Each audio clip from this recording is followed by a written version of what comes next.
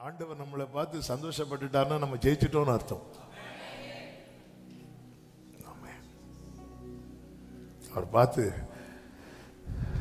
தமது ஆத்ம வருத்தத்தின் பலனை கண்டு திருப்தி ஆவார்னு சொல்லப்பட்டிருக்கிறது.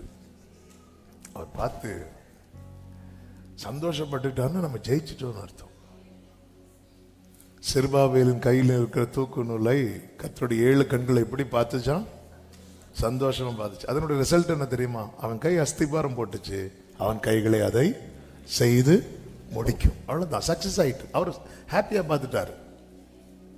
அவர் ஒரு காரியத்தை சந்தோஷமா பார்த்துட்டாருன்னா முடிஞ்சிட்டுன்னு அர்த்தம். ஒரு காரியத்தை சந்தோஷமா பார்க்கலன்னு வைங்களேன், பாபேல் கோபுரம் கட்டி முடிக்க போறாங்க, அவருக்கு ஹாப்பியே இல்லை, அந்த கோபுரம் முடிஞ்சிட்டு என்னன்னைக்கு இல்லாம கதை முடிஞ்சிட்டு. செருபாபேல் கையில் ஒரு நூல், ஒரு கல். ஆனா அவர் சந்தோஷமா பார்க்கிறார். அவர் சொல்றார், முடிஞ்சிட்டு, ஒர்க் முடிஞ்சிட்டு, பிரதிஷ்டை கூப்பிடுங்கிறார். முந்தின ஆலயத்தின் மகிமையை காட்டிலும் அது ரொம்ப பெருமையா இருக்கும். பிரதிஷ்டை கூப்பிடுன்ட்டார். ஏன்னா நான் பார்த்துட்டேன், ஹாப்பியா பார்த்துட்டேன். நம்ம லைஃப் அப்படி பார்த்துட்டாருன்னா நம்ம ஜெயிச்சிட்டோம்னு அர்த்தம். நம்ம லைஃப் அப்படி பார்த்துட்டாருன்னா நம்ம வாழ்க்கையில காரியங்கள் நடக்கும்னு அர்த்தம். அவருடைய பார்க்கணும் என்று பேசும்படி ஏவப்பட்ட நல்ல தெரிந்த ஒரு வார்த்தை. எபேசியர் 3வது அதிகாரம் 18, 19 வசனங்கள். சகல பரிசுத்தவான்களோடும் கூட கிறிஸ்துவனுடைய அன்பின் அகலமும் நீளமும் ஆழமும் உயரமும் இன்னதென்று உணர்ந்து அறிவுக்கு எட்டாத அந்த அன்பை அறிந்து கொள்ள வல்லவர்களாகவும் தேவனுடைய சகல பரிபூரணத்தாலும் நிறையப்படவும் அவர் தமது மகிமையினுடைய ஐஸ்வர்யத்தின்படியே உங்களுக்கு அனுக்கிரகம் பண்ண வேண்டும் என்று வேண்டிக் கொள்கிறேன். இந்த அறிவு கெட்டாத அன்பை அறியணும்னா பரலோக அனுக்கிரகம் நமக்கு தேவை. அறிவுக்கு எட்டாத அன்பு. இந்த அன்பை பத்தி பேசும்போது எங்க தொடங்கி எங்க முடிக்கணும்னே தெரியாது.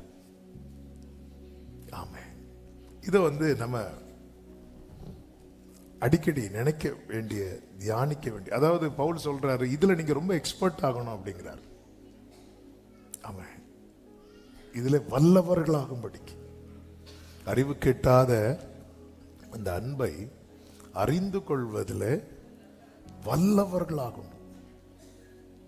என்ன வல்லவர்கள்னா, சிலர் ஒரு டாபிக்ல ரொம்ப ஊறி இருப்பாங்க பாருங்க, அவங்களை எங்க தொட்டாலுமே அதான் வெளிவரும். கிறிஸ்துவின் அன்புல அப்படி ஊறி இருக்கணும்.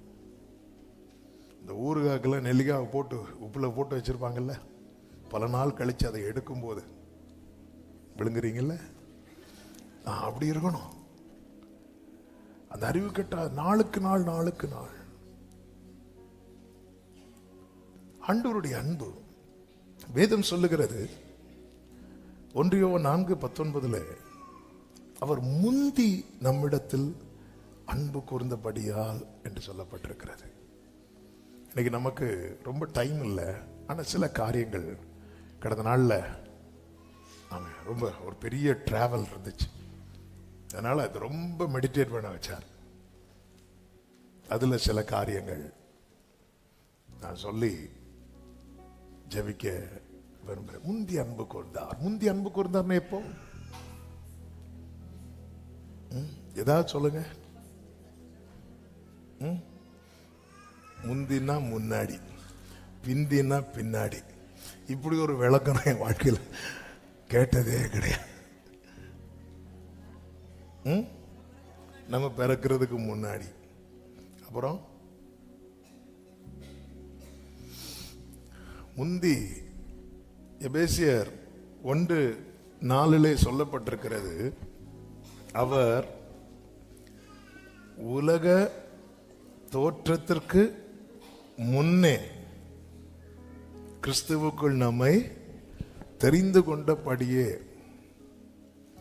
கொஞ்சம் கவனிங்க. அதாவது உலகம், இந்த சூரியன் சந்திரன் இதெல்லாம் படைக்கிறதுக்கு முன்னாடியே அவருடைய ட்ரீம் தான் நம்ம, அவருடைய ட்ரீம். சிலர் வந்து இந்த அவங்களுக்கு வரவங்க எப்படி இருக்கணும்லாம் கனவு காண்பாங்க தெரியுமா?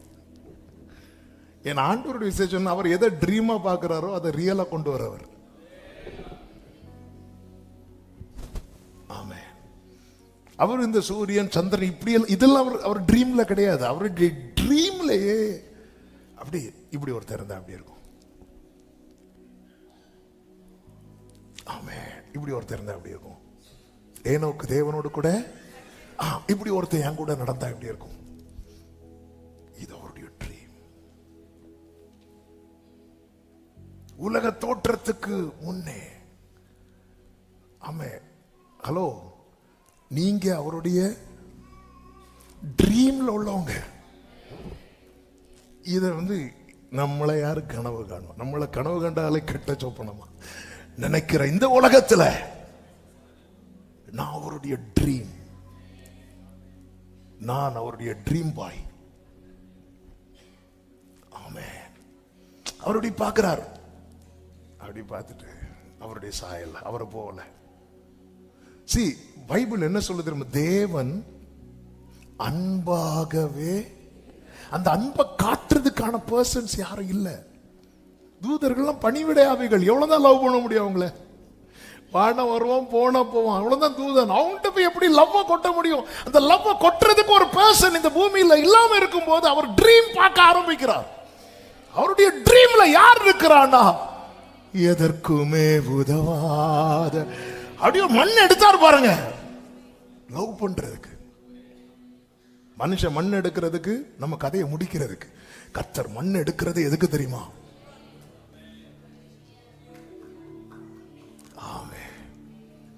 குப்பையில் இருந்தே இயேசுவே உந்தன் கரத்தால் தூக்கி. ஆமே. உந்தனின் அன்பின் இந்த பாட்டுல இந்த லைன்லாம் பர்சனலா பாடும்போதே அழுதுவேன். உந்தனின் அன்பின் அடையாளமாகவே என்னை நீர் நிறுத்தினீர். அவர் நினைச்சிருந்த அந்த லவ் கேப்ரியல்ட்ட வச்சிருக்கலாம், ஏன் லூசிஃபர்ட்ட வச்சிருக்கலாம். அவனுக்கு இல்லாத அழகா, அவன்கிட்ட இல்லாத திறமையா, அவனை எவ்வளவு விசேஷித்தவனாய் கர்த்தர் உருவாக்கி வைத்திருந்தார். இல்ல, அந்த லவ் கொட்டுறதுக்கான பர்சனா அவங்க யாருமே இல்லை. அப்ப அவர் ட்ரீம், அவர் ஏன்னா தேவன், காட் இஸ் லவ். தேவன் அன்பாகவே இருக்கிறார். ஆனா அதை வந்து யார், அதாவது ஒருத்தங்களுக்குள்ள மொத்த அன்பை வச்சுட்டு யார்ட்டே காட்ட முடியாம இருந்தா எவ்வளவு தவிப்பு. அவருடைய தவிப்பு நான், அவருடைய ஏக்கம் நான், அவருடைய ஆசை நான். நம்ம பாடிட்டு இருக்கிறோம், ஆசையெல்லாம் நீர்தானே, இப்படி அவர் பாடிட்டு இருக்கிறார்.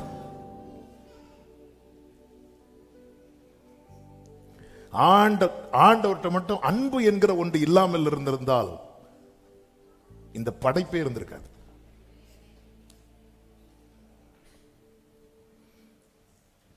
ஆமென். இதான் அந்த அறிவு கெட்டாத அன்பு. அதாவது என்ன ட்ரீம்ல பார்த்து லவ் பண்ண ஆரம்பிச்சிட்டார், ரியலா பார்த்தா. ஆமென். சிலர் பார்த்துங்களா, போட்டோ பார்த்தெல்லாம் ஏமாந்து, போட்டோ பார்த்து ஏமாந்துட்டேன். இன்ஸ்டால, நீ இன்ஸ்டால பார்த்தாலும் சரி, இன்ஸ்டால்மெண்டா பார்த்தாலும் சரி, ஆமென், மனித அன்பு ஏமாற்றத்தை கொடுக்கும். அவர் ட்ரீம்ல அப்படி பார்க்கிறார். ஆமென். ஒரு சிநேகிதனோடு பேசுவது போல கர்த்தர் மோசேயோடு முகமுகமாய், இதெல்லாம் ட்ரீம்ல பார்க்கிறார்.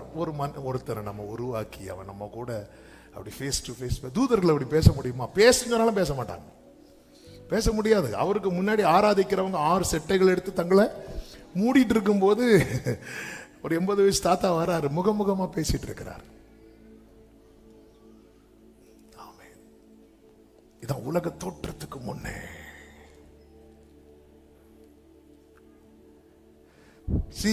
உலகத்தை தேவன் மனிதனுக்காக படைத்தார், மனிதனை கர்த்தர் தமக்காக படைத்தார். ஆமென். உலகம் மனிதனுடைய தேவைக்காக, மனிதன் அவருடைய தேவைக்காக. நான் அவருடைய தேவைக்காய் சிருஷ்டிக்கப்பட்டவன் என்று நினைக்கும் போதே என் மனசு சொல்லுது, நீ சாதாரணமானவன் கிடையாது. அதனாலதான் அவர் எளியவனை எங்கிருந்து எடுக்கிறாரா?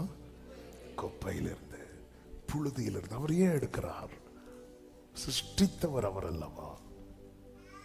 ஒரு இப்பொழுதும் யாக்கோபே உன்னை சிருஷ்டித்தவரும் இஸ்ரவேலே உன்னை உருவாக்கிறவரும் ஆகிய கர்த்தர் சொல்லுகிறதாவது, நான் உன்னை மீட்டுக் கொண்டேன், நான் உன்னை சிநேகித்தேன், நீ என் பார்வைக்கு அருமையானபடியால் கனம் பெற்றாய், நீ என்னால் மறக்கப்படுவதில்லை, நான் உன்னை வெறுத்து விடவில்லை. ஆமென். இப்படி சொல்லிட்டே இருக்கிறாரே, நான் உன்னை சிருஷ்டித்தேன். சூரியன், சந்திரன், நட்சத்திரங்கள், பறவைகள், மிருகங்கள் என அந்த பூமியிலே என்னெல்லாம் காணும் அத்தனையுமே மனிதனுக்காக. அவருடைய மனசுல, அவருடைய ட்ரீம்ல சூரியன், சந்திரன், நட்சத்திரங்கள் கிடையாது. அவருடைய ட்ரீம்ல ஆதாம் ஏவாள் தான். அவருடைய ட்ரீம்ல நானும் நீங்களும் தான். நமக்காக எல்லாத்தையும் படைச்சிட்டு அவருக்காக நம்மை படைத்திருக்கிறார். இந்த ஜனத்தை எனக்கென்று ஏற்படுத்தினேன். அதாவது தூதர்கள் எல்லாம் தேவனை புகழ்வது லவ்ல கிடையாது. தூதர்கள்லாம் தேவனை புகழ்வது அவர் தேவனாய் இருக்கிறபடியால். கர்த்தர் என்ன பண்றதுன்னா லவ்ல அவர் வர்ஷிப் பண்ணணும்னு அவர் விரும்புறார். அதனாலதான் நீங்க பழைய ஏற்பாட்டுல மீட்கப்பட்ட ஜனங்களுக்கு நீங்க சொன்னீங்க, பாத்தீங்க, நீங்க எல்லாம் தேவனாக கர்த்தர் எப்படி ஆராதிக்கணுமோ, முழு ஆத்மாவோடு, முழு மனதோடு, அன்பு கூர்ந்து அந்த லவ்ல, அந்த அன்புல நீ வர்ஷிப் பண்ணும்போது, அதனாலதான் அவர் மனிதர்களுடைய துதிகள்ல என்ன பண்றார்? வாசம் பண்றார். நம்ம பாடுவோம், இதோ மனுஷரின் மத்தியில் தேவாதி தேவன் வாசம் செய்கிறார். ஏன்னா அங்க என்ன இருக்கு தெரியுமா? அதுலதான் ஆண்டவர் சொல்வார், பிதாவை எப்படி தொழுது கொள்ளணும் தெரியுமா? ஆவியோடும் உண்மையோட அன்பு கூறுவேன்னு சொல்லும் போது அதை உண்மையா நீ சொல்லிப்பாரு, அதுல அவர் பிரியமா இருக்கிறார். ஆமென். என்னைக்குமே புரிஞ்சுக்கோங்க, நாம் படைக்கப்பட்டதே அவருக்காக. அதுக்கப்புறம் தான் நம்முடைய குடும்பம், நம்முடைய தலைமுறை, இதெல்லாம் அதுக்கு ரெண்டாவது. நான் என்னை தேவன் சிருஷ்டித்தது. இது ரட்சிக்கப்படாதவங்களுக்கு தெரியாது. ரட்சிக்கப்பட்ட தேவ பிள்ளைக்கு தெரியாம இருக்கக்கூடாது. இந்த உலக தோற்றத்துக்கு முன்னே பவுல்கிட்ட கேட்ட, பவுல் அந்த ஆழத்துக்குள்ள டிராவலாக தான் உள்ள போக தான் அதை அவர் புரிந்து கொள்ளுகிறார். முதல்ல என்ன சொல்லுவார் தெரியுமா? நான் தமஸ்குக்கு போகிற வழியில், அகரிப்பா ராஜா கிட்ட சொல்லும் போது சொல்லுவார், நான் தமஸ்குக்கு போகிற வழியில் கர்த்தர் என்னை தெரிந்து கொண்டார். கலாத்தியருக்கு எழுதும் போது சொல்லுகிறார் 1:15, நான் தாயின் வயிற்றில் இருக்கிறது முதல் கர்த்தர் என்னை பிரித்தெடுத்தார் என்று.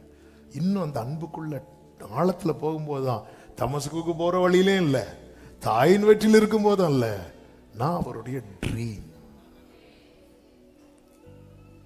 உலக தோற்றத்துக்கு நான் அவருடைய ட்ரீம். கர்த்தர் என்ன பண்றார்? ஆதாம் ஏவாளை உருவாக்கினார். ஏதேன் என்னும் அழகான தோட்டம், அதுக்குள்ள ஆதாம் ஏவாளை வச்சார். வசனங்கள் எடுத்து வாசிக்க டைம் இல்லை, நான் அப்படியே மெடிடேட் பண்ணதை அப்படியே சொல்லிட்டு போயிடுறேன். இந்த அன்பை நீங்க புரிஞ்சுக்கணும். ஆமென். மனிதனை பிசாசானவன் என்ன பண்ணுகிறான் தெரியுமா? பாவத்தில் விழ வைக்கிறான். ஆதாம் இப்போ பாவம் செஞ்சாச்சு, ஏவாள் பாவம் செய்கிறா, ஆதாம் பாவம் செய்கிறான். ரெண்டு பேரும் பாவம் செஞ்சு தேவ மகிமை அற்றவர்களாய் நிற்கிறாங்க. இவங்க பாவம் செய்தது ஆண்டவருக்கு தெரியுமா தெரியாதா? அரைகுறைய பைபிள் படிக்கிற நமக்கே தெரியுது, கர்த்தருக்கு தெரியாதா? தெரிஞ்சு இறங்கி வந்தார் பார்த்தீங்களா? இதான் அன்பு. வெள்ளிக்கிழமை அதில் ஒரு வார்த்தையை லைட்டாக டச் பண்ணேன். ஆதாமுக்கு அவர்கிட்ட நெருங்க முடியல. ஏன்? ஆதாம்கிட்ட அன்பு இல்லை. கர்த்தருக்கு அவன்கிட்ட நெருங்க முடிந்தது. ஏன்னா கர்த்தர்கிட்ட அன்பு இருக்கு. உண்மையில் அவன் செஞ்ச காரியத்துக்கு யார் தான் தம்மை மறைத்திருக்கணும் தெரியுமா? கர்த்தர் தம்மை மறைத்திருக்கணும். ஆனா கர்த்தர் தம்மை வெளிப்படுத்த ரெடியா இருக்கிறார். ஆதாம் தன்னை மறைத்துக் கொண்டான்.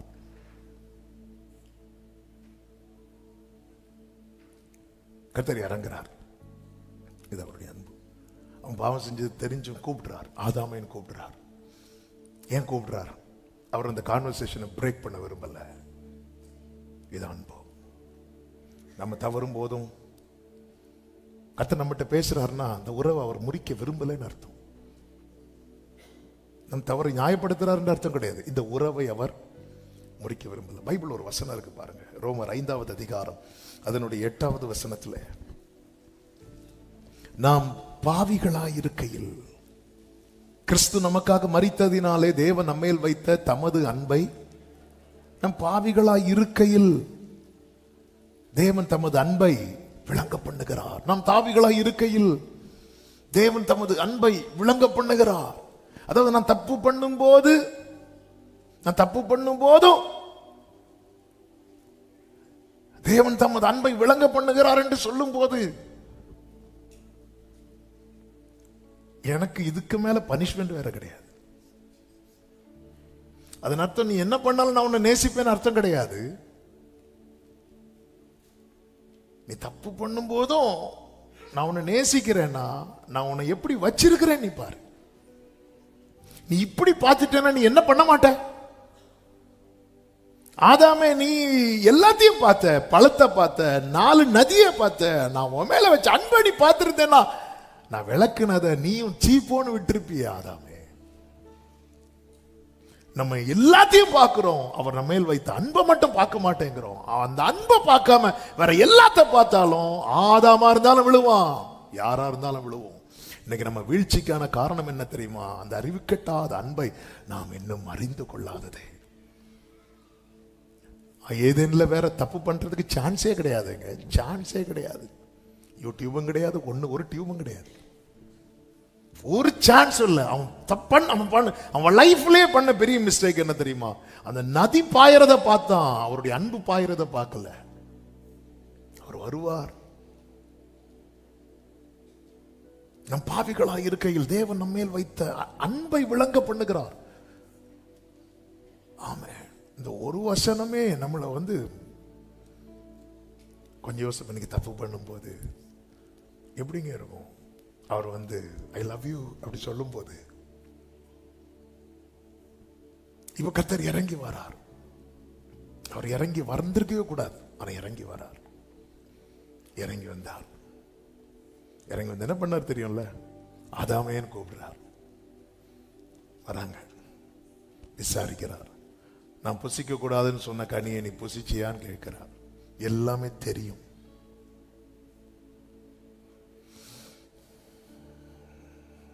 இவன் ஆமான்ட்டான், குற்றப்படுத்திட்டான், அப்புறம் ஆமான்ட்டான்.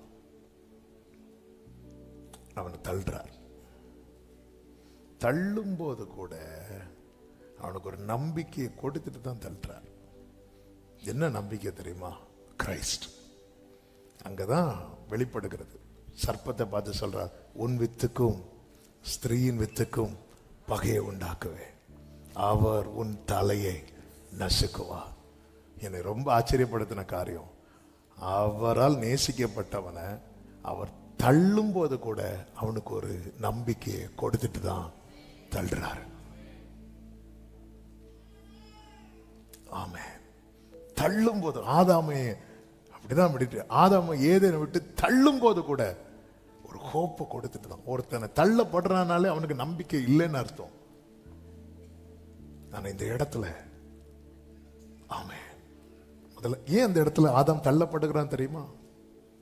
அதுதான் அவருடைய நீதி. அவர் நீதியை விட்டு செய்ய முடியாது. நாளைக்கு நியாயாசனத்தில் போய் உட்காரும் போது சாத்தானை போய் குற்றப்படுத்துவான், சாத்தானே போய் குற்றப்படுத்துவான். நீ நீதி உள்ளவர் அல்லவா, நான் தப்பு பண்ணேனே, அப்ப என்ன தள்ளுனது போல அவனையும் தள்ளி இருக்கணுமே. ஆமா, அவன் போய் குற்றப்படுத்துவான். அவர் நீதி உள்ளவர், அவர் நீதியில் பிரியப்படுகிற தேவன். அதனால என்ன பண்றார் தெரியுமா? அவருடைய நீதியை நிறைவேற்றுகிறார், வெளியே தள்ளுறார். தள்ளும் போது சும்மா தள்ளல, ஒரு கயிறை போட்டுறார். எப்படிங்க இருக்கும்? குழியில நம்மளை தூக்கி போட்டுட்டு ஒரு கயிறையும் தந்தா அது நர்த்தம். இந்த கயிறை பிடிச்சேன்னு மேல வந்துடலாம். அந்த கயிறு தான் யாரு தெரியுமா? Jesus Christ. பிடிக்கிறது பிடிக்காதது உன் இஷ்டம். ஆமென், ஹல்லேலூயா. சில பெற்றோர் ஓங்கி அடிச்சுட்டு ஈவினிங் ஐஸ்கிரீம் வாங்கி கொடுப்பாங்க. என்ன சில சொல்லுவாங்க, ஐயோ கோவம் வந்துட்டுனா இவர் நிக்காது. ஆனா கொஞ்ச நேரத்துல கூட்டிட்டு போய் இவனை தள்ளும் போது இந்த பெரிய பெரிய மலை, பெரிய பெரிய உயரத்துல இருந்தெல்லாம் குதிப்பாங்க பாருங்க. குதிக்கும் போது இடுப்புல ஒரு கயிறை கட்டி அது ஒரு கேமாவே வச்சிருக்கிறாங்க. கயிறு கட்டி மேல இருந்து குதிப்பாங்க. அவங்க எந்த நம்பிக்கையில குதிப்பாங்க? அந்த கயிறு இருக்கு. இங்க பாருங்க, ஆண்டவர் வந்து மனுஷனை தள்ளுறாரு. தள்ளும் போதே ஒரு கயிறை போட்டு கொடுக்கிறார். தான் ஜீசஸ் கிரைஸ்ட். நீ பிடிச்சிட்டேன்னா வந்துடுவேன். ஏன்னா அவருடைய நீதியை இப்ப நிறைவேற்றியாச்சு, தள்ளியாச்சு. இப்போ 2000 வருஷம் கழிச்சு அவர் தம்முடைய குமாரனை அனுப்புகிறார். ஏன்னா அவருக்குள்ள என்ன இருக்கிறது? அன்பு இருக்கிறது. 1 யோவான் 4வது அதிகாரம் 8 சொல்லப்பட்டிருக்கிறது, தேவன் அன்பாகவே இருக்கிறார். 9 சொல்லப்பட்டிருக்கிறது, தம்முடைய ஒரே பேரான குமாரனாலே நாம் பிழைக்கும்படிக்கு தேவன் அவரை இவ்வுலகத்திலே அனுப்பினதினால் தேவன் நம்மேல் வைத்த அன்பு வெளிப்பட்டது இருக்கு. அன்பு உண்டானது இல்ல, அன்பு வெளிப்பட்டது through Christ. நிறைய பரிசுத்தவான்கள் வந்தாங்க, அவங்க அன்பை அனுபவித்தார்களே தவிர கிறிஸ்துவின் அன்பை அவர்களால் வெளிப்படுத்த முடியல, காண்பிக்க முடியல. எனக்கு அதை மாற்ற முடியல. தேவனுடைய அன்பை இயேசு வந்தது, அந்த அன்பு அப்படி வெளிப்பட்டது. ஆமென். அந்த அன்பு வெளிப்பட்டது. இப்ப இயேசு வரார். இப்ப இந்த இடத்துல தான் அவருடைய நீதி நம்ம 2 வாரத்துக்கு முன்பதாக கேட்டோம். அவர் மேல் நம்முடைய பாவங்கள் சுமத்தப்படுகிறது. சுமத்தப்பட்டதும் பிதா என்ன பண்ணுகிறார்? முகத்தை திருப்புறார். அவர் முகத்தை திருப்பலன்னா சாத்தான் போய் திரும்ப குற்றப்படுத்துவான். என்ன குற்றப்படுத்துவான்? நீங்க நீதி உள்ளவர்ல, நீ தீமையை பார்க்க மாட்டாத சுத்த கண்ணன்ல பார்த்துட்டீங்களே தீமைய இல்ல, நீதி நிறைவேற்றுகிறார். அதான் பைபிள் சொல்லுகிறது, கிறிஸ்து நமக்காக நீதி ஆனார். அவர் நம்முடைய நீதி, நமக்காக பாவமாக்கப்பட்டார். அவரே நம்ம பாடுவோமே, நீதியும் ஞானமுமானவரே, அவர் நீதியா. அதனால என்னாச்சு எப்படி தெரியுமா? வெளியே தள்ளப்பட்ட மனுஷனை இப்ப கர்த்தர் எங்க கொண்டு வந்துட்டார் தெரியுமா? உள்ள கொண்டு வந்துட்டார். முதலாவது கர்த்தர் இறங்கினதும் அன்பு நிமித்தம் தான். 2வது கர்த்தர் இறங்கினதும் அன்பு நிமித்தம் தான். அந்த இடத்துல என்ன நடக்கிறது? அதனாலதான் முதல்ல நீதி, மனுஷன் பாவம் பண்ணதுனால வெளியே போனான். 2வது கிறிஸ்து வந்தா. கிறிஸ்து வந்ததும் தூதர்கள் பாடுறாங்க, உன்னதத்தில் தேவனுக்கு மகிமை, பூமியில் சமாதானம். சங்கீதத்தில் ஒரு தீர்க்க தரிசனம் கிடக்கிறது. என்ன? ஆமே, கிருபையும் சத்தியமும் ஒன்றே ஒன்று சந்திக்கும், நீதியும் சமாதானமும் ஒன்றை ஒன்று முத்தம் செய்யும். அந்த ஆமே, இது அவர் நம்ம மேல் வைத்த அன்பு. அதனாலதான் தகப்பனுடைய சிக்ஷையை அற்பமாய் எண்ணாதே. அவர் கடிந்து கொள்ளும் போது நீ சோர்ந்து போகாதே. மனுஷன் தான் நேசிக்கிற புத்திரனை சிக்ஷிக்கிறது போல கர்த்தரும் எவனிடத்தில் அன்பு கூர்ந்து யாரை சேர்த்துக் கொள்ள சித்தமா இருக்கிறாரோ, யாரை சேர்த்துக் கொள்ள சித்தமா இருக்கிறாரோ, ஆதாமே உனக்கு ஒரு சிக்ஷை கொடுக்கப்பட்டது என்றால் உன்னை வெறுத்தல்ல, உன் மேல இருக்கிற அன்பு. ஆமே, உன்னை சும்மா விடலையே, ஒரு கயிறை போட்டு தான், அந்த கிரேஸ் என்கிற கயிறை தூக்கி போட்டு தானே விட்டார். இன்னைக்கு இந்த கயிறை பிடிக்காம எத்தனையோ பேர், அவ்வளவுதான் என் லைஃப் போச்சு, எல்லாம் போச்சுன்னு இல்ல. வேதம் சொல்லுகிறது, உம்மை உறுதியாய் பற்றி கொண்ட மனதை உடையவன், உம்மையே நம்பி இருக்கிறபடியால் நீர் அவனை பூரண சமாதானத்துடன் காத்துக்கொள்வீர். ஆமே, உறுதியா இறுக பிடித்துக் கொள்ளணும். பவுல் அதுதான் சொல்றார், இறுக பிடித்துக் கொள்ளுகிறார். இந்த அன்பை அவர் டேஸ்ட் பண்ண ஆரம்பிச்சதும், ஆமென், அப்போஸ்தலர்கள் வரிசையில பவுலை கொண்டு வந்து வைக்கிறார். இது எப்படி சாத்தியமாச்சு? இந்த பவுல் இதுக்கு செய்த காரியம் என்ன தெரியுமா? காஸ்பலை கடமையாக்கிட்டான். ஆமென், காஸ்பலை கடமையாக்கிட்டான். சிலுவையை மேன்மையாக்கிட்டான். கிறிஸ்துவை வாழ்க்கையாக்கிட்டான். அன்பை கனம் பண்ண விரும்புகிறவங்க செய்ய வேண்டிய 3 முக்கியமான காரியம். காஸ்பலை கடமையாக்கணும். சுவிசேஷம் என் மேல் விழுந்த கடமை. சுவிசேஷத்தை நான் அறிவியாமல் இருந்தால் எனக்கு ஐயோ. எந்த இடத்துல கொண்டு போய் விட்டாலும் காஸ்பல் சொல்லுவார். இதான் காஸ்பலை கடமையாக்கிட்டான். எத்தனை பேர் சொல், நான் வந்து ஊர்ல இருந்தா மட்டும்தான் பிரஷ் பண்ணுவேன், வெளியூர் போனா பண்ண மாட்டேன் சொல்லுவோமா? நீங்க இருக்கிறத பார்த்தா. ஆமா, நம்ம எது எடுத்துட்டு போனாலும் பிரஷ் எடுத்துட்டு இல்லைன்னா வாங்கிட்டா, அதெல்லாம் கடமை. கடமை என்பது அது இயல்பாவே நம்ம வெளிப்படக்கூடியது. பவுல் பாருங்க, அது என் மேல விழுந்த கடமை. எங்கெல்லாம் போய் சொல்றாரு தெரியுமா? சர்ச்சில் சொல்றாரு, ஜெயில சொல்றாரு, எங்க கொண்டு விட்டாலும் சொல்லுவார். அதான் கடமை. காஸ்பல்ல கடமை ஆக்கிட்டான், சிலுவையை மேன்மையாக்கிட்டான். நான் அவருடனே கூட சிலுவையில் அறையப்பட்டேன். நான் அல்ல, இயேசுவே என்னில் வாழ்கிறார். நான் அல்ல, கிறிஸ்துவ ஜீவனாக்கிட்டான், கிறிஸ்துவ லைஃப் ஆக்கிட்டான். கிறிஸ்து எனக்கு ஜீவன். ஏன் பவுலே இப்படி பண்றீங்க கேட்டா சொல்லுவார், கிறிஸ்துவின் அன்பு எங்களை நெருக்கி ஏவுது. பவுலுக்கு தெரியாத ஞானமா? பவுலுக்கு இல்லாத அறிவா? ஆனா 1 கொரிந்தியர் 2:2 பவுல் ஒரு வார்த்தை அழகாய் சொல்லுவா. 1 கொரிந்தியர் 2வது அதிகாரம் 2வது வசனம், இயேசு கிறிஸ்துவை சிலுவையில் அறையப்பட்ட அவரையே அன்றி வேறு ஒன்றையும் உங்களுக்குள்ளே அறியாதிருக்க. உங்களுக்கு வேற ஒன்னும் தெரிய வேண்டாம், அவரை மட்டும் தெரிஞ்சா போதும். பவுல் அப்படி தன்னை மாற்றிக்கொண்டான்.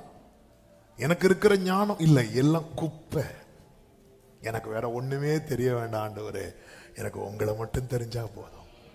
தன்னோடு இருக்கிறவர்களை அப்படி ட்ரெயின் பண்றார். என்ன இவர் வாயை திறந்தாலே இயேசு இயேசுன்னு பேசிட்டு இருக்கிறார், சிலுவைன்னு பேசிட்டு இருக்கிறார். ஏய், எனக்கும் தெரியும், கிரேக்கர்கள் அறிவை தேடுறாங்க, எனக்கும் சொல்ல தெரியும். அது வேண்டாம். அது தெரிஞ்சு எதுக்கு? தெரிஞ்சு என்னத்துக்கு? ஆமே. நம்மளாம் எது, நமக்கு என்ன தெரியுமா தெரியணும்? அந்த முத்திரை வாங்கலைன்னா எப்படி கொல்லுவோம்? முத்திரை, எந்த முத்திரை? 676. அது எல்லாரும் அந்த ரேஞ்ச். ஏன்னா இதெல்லாம் பயங்கர த்ரில்லிங்கானது. ஆண்டவர் சொல்றாரு, இங்க பாரு, நீ கிறிஸ்துவுடனே கூட சிலுவையில் அறையப்படு. ஐயோ, சிலுவை சிலுவை சிலுவை சிலுவை. வேற ஏதாவது த்ரில்லிங்கா? அந்த 1000 வருஷ அரசாட்சியில் எப்படி இருக்கும்? முதல்ல வருகையில போகுமா? ஹல்லேலூயா. ஆமென். இன்னைக்கு கடைசியாக சகோதரரே, கற்புள்ளவைகள் அவைகளோ, உண்மையுள்ளவைகள் அவைகளோ, ஒழுக்கமுள்ளவைகள் அவைகளோ, அவைகளையே கடைசியாக. இதுதான் சபைக்கு சொல்றது. சரி, அவர் வரும்போது நான் போயிடணும். நீதியும் சமாதானம், அதாவது குத்தப்பட வேண்டிய இடத்துல முத்தப்பட்டவன் தான் நான். ஆமென். அவரு குத்த வந்தார்னு பார்த்தா முத்த வந்தார் ஆண்டவரே. ஆமென். எவ்வளவு நல்ல தேவன். நான் என்ன பண்ணணும் அப்படின்னா, அந்த என்ன ஏவுறது எதுவா இருக்கணும் தெரியுமா? கிறிஸ்துவின் அன்பு. கிறிஸ்துவின் அன்பு ஒருவன் ஏவினால் காஸ்பல் அவனுடைய வாழ்க்கை, அவனுடைய லைஃப் ஸ்டைலாய் மாறிடும். சிலுவை அவனுக்கு மேன்மையாய் தெரியும், கிறிஸ்துவே அவனுக்கு வாழ்வாய் தெரியும். நான் அல்ல, இயேசுவே. கண்களை மூடி, நான் அல்ல, இயேசுவே என்னில் வாழ்கிறார். நான் அல்ல, இயேசுவே என்னில் வாழ்கிறார். நான் அல்ல, இயேசுவே. கிறிஸ்துவுக்குள் என் ஜீவன், கிறிஸ்துவுக்குள் என் ஜீவன் இணைந்து மறைந்துள்ளது. கிறிஸ்துவுக்குள் என் ஜீவன் இணைந்து மறைந்துள்ளது. கைகளை உயர்த்தி, நான் அல்ல, நான் அல்ல, நான் அல்ல. ஆமே, நான் அல்ல. ஆமென். கர்த்தர் என்னை விரும்பினபடியால், கர்த்தர் என்னை விரும்பினபடியால் உறைவிடமாய் தெரிந்து கொண்டார். பாடுங்க. உறைவிடமாய் தெரிந்து கொண்டீர் ஆண்டவரே. நம்பிக்கையோடு என்னில் இருந்து வேதம் வெளிப்படும். கர்த்தர் வசனம் பிரசித்த. எத்தனை பேர் இதை விரும்புறீங்க? கைகளை உயர்த்தி. என்னில் இருந்து. ஆமென் அப்பா. கர்த்தர் வசனம் சொல்லுங்க. நான் அல்ல இயேசுவே, நான் அல்ல.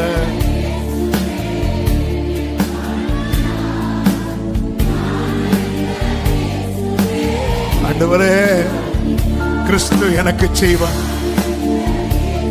கிறிஸ்து எனக்கு ஜீவன், கிறிஸ்து எனக்கு ஜீவன். கிறிஸ்துவுக்குள், கிறிஸ்துவுக்குள் இணைந்து மறைந்துள்ளது. கிறிஸ்துவுக்குள்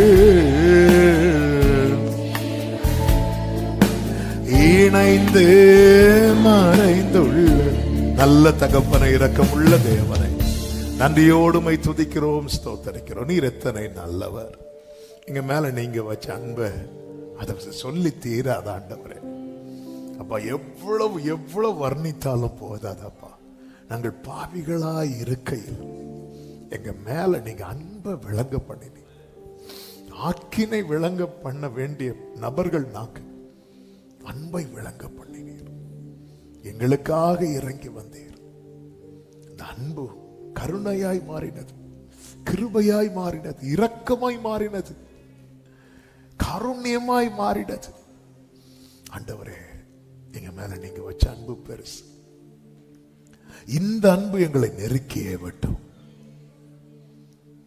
சுவிசேஷத்தை எங்கள் கடமையாகும், சிலுவை எங்கள் மேன்மையாகவும், கிறிஸ்துவே உண்மையை எங்கள் ஜீவனாக வைத்து வாழ எங்களுக்கு உதவி செய்ய ஒவ்வொருவரை ஆட்கொண்டு ஆசீர்வதித்து அப்படியே நடத்தும்.